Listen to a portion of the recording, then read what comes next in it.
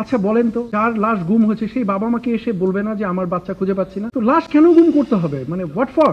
কার লাশ গুম করবে? ছোট বাচ্চাদের লাশ? আমাকে বললে আমি করব, আপনি করবেন? আর কেন লাশ গুম করব? ওখানে বাচ্চাদের অবস্থা এমন ছিল, কুণ্ডলি পেকে গেছে, গায়ে আগুন লাগার পরে একটা বাচ্চা আমি দেখলাম দৌড়াচ্ছে, এবং একটা ছোট বাচ্চা, আমারও একটা ছোট বাচ্চা আছে। ওই মুহূর্তে শুধু আমার নিজের বাচ্চার কথাই মনে পড়ছিল, এবং আমি দৃঢ়ভাবে বিশ্বাস করি আমাদের সবার অনুভূতি একই রকম ছিল।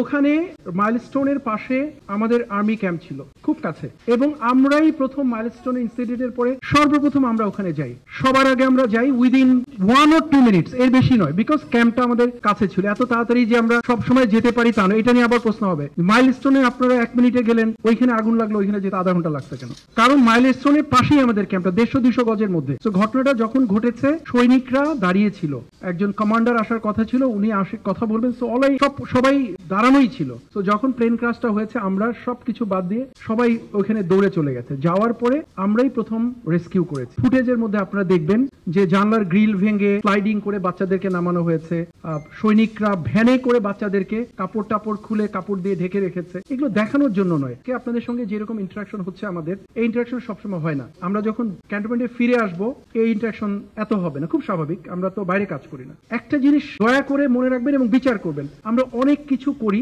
আমরা চাই না এটা ক্যামেরায় আসুক। We don't do it to show up. এই করলাম অল্প একটু দেখাবো অনেক বেশি, we don't do it. Rather military সবসময় যত কম পারা যায় ক্যামেরার সামনে আসা, ক্রেডিট নেওয়ার কিছু নেই, আমরা দায়িত্ববোধ থেকে এই কাজটা করে থাকি। তারপরেও ক্যামেরার সামনে চলে আসতে হয়, কখনো কখনো প্রয়োজনে নিরিখে আসতে হয়। ওখানে ফার্স্ট রেসপন্ডেন্ট হিসেবে আমরাই গেছি, সৈনিকরা কাজ করেছে, উদ্ধার করা হয়েছে। আমার মাহবুব কোথায়? কর্নেল মাহবুব। আমি যখন শুনেছি, সব কাজ ফেলে দিয়ে কিন্তু আমরা প্রথম কলটা আমি দিয়েছি কমান্ড্যান্ট সিএমএইচ কে, সিএমএইচ রেডি করো, রুগী আসবে, বার্ন ইউনিট রেডি করো, যাতে করে আমরা ট্রিট করতে পারি। সিএমএইচ এ যতগুলো অ্যাম্বুলেন্স ছিল সবগুলোকে ডাইরেক্ট করে দেওয়া হয়েছে। ওখানে যিনি কমান্ডার ছিলেন, artillery brigade commander 680 brigadier Rafiq, তার সাথে আমার কন্টিনিউয়াস, আমি দেখলাম যে কমান্ডার হাঁপাচ্ছে। রফিক কি হচ্ছে? স্যার ইয়েতে যাচ্ছে মাইলস্টোনে, একটা brigadier, he just running, save this kids. আমি শুনতে পাচ্ছি হাঁপাচ্ছে আর দৌড়াচ্ছে। স্যার প্লেন ক্র্যাশ করেছে, ওই প্রথম আমাকে রিং করেছে। আমরা সিএমএইচ স্ট্যান্ড বাই করেছি, গাড়ি মুভ করে দিয়েছি, এডিশনাল ট্রুপস মুভ করে দিয়েছি, ফায়ার সার্ভিস ওরাও জেনেছে, আমরাও জানিয়েছি, ওটা মুভ করে দিয়েছি। দিয়ে গিয়ে কিন্তু আমরা রেস্কিউ অপারেশনটা প্রথম কাজ করেছি। এখন যেটা নিয়ে ক্রিটিসাইজ হয়েছে যে পিটিয়েছে টিচারদেরকে, অনেক কথা হয়েছে, লাশ গুম করেছে। আচ্ছা বলেন তো, যার লাশ গুম হয়েছে সেই বাবা মাকে এসে বলবে না যে আমার বাচ্চা খুঁজে পাচ্ছি না? তো লাশ কেন গুম করতে হবে? মানে হোয়াট ফর? কার লাশ গুম করবে? ছোট বাচ্চাদের লাশ? আমাকে বললে আমি করব, আপনি করবেন? আর কেন লাশ গুম করব? ওখানে বাচ্চাদের অবস্থা এমন ছিল, কুণ্ডলি পেকে গেছে পুরে, এটা চেনার উপায় নেই, একটা দলা হয়ে আছে। এটা কার বাচ্চা?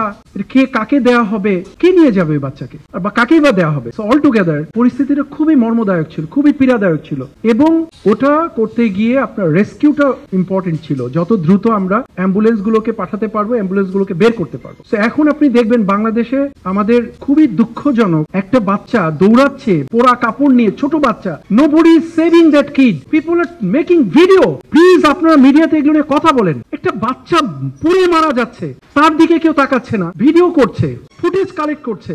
পানির বোতলের দাম 50 টাকার পানির বোতল 500 টাকায় হয়েছে। রিক্সাওয়ালার প্রতি দরদ আছে আমার, যে গরিব মানুষ রিক্সা চালিয়ে জীবন নির্বাহ করে, বাট একই ভাবে বলেন তো ওই রিক্সাওয়ালার মনুষ্যত্বটা কোথায়? 100 টাকার ভরে 1000 টাকা বাড়িয়ে দিয়েছে।